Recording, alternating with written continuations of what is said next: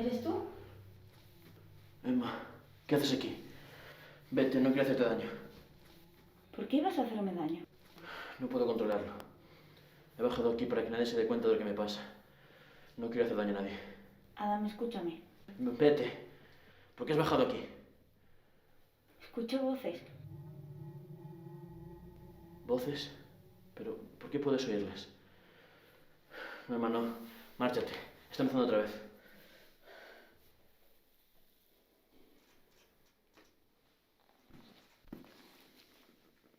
Puedo ayudarte.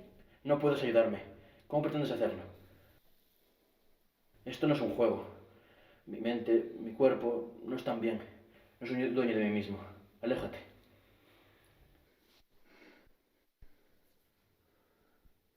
Tranquilo, Adam. Yo estoy aquí. No temas. Todo irá bien.